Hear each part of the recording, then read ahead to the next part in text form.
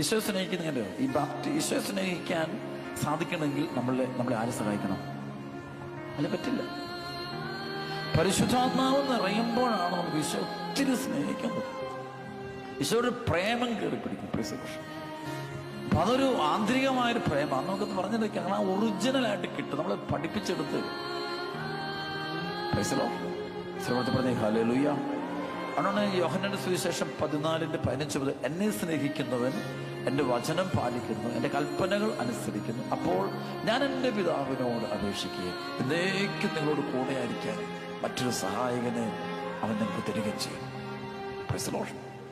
എന്നാൽ ഈ ആത്മാവിനെ സ്വീകരിക്കാൻ ലോകത്തിന് കഴിയുന്നില്ല. കാരണം അവൻ അറിയുന്നില്ല. അതിനുശേഷം പറയും, ചിലപ്പോഴത്തെ പറഞ്ഞേ ഹല്ലേലൂയ, ഒക്കെ പറഞ്ഞേ ഹല്ലേലൂയ, യേശുവേ ആരാധന. 17 യോഹന്നാൻ 14:17 പറയും,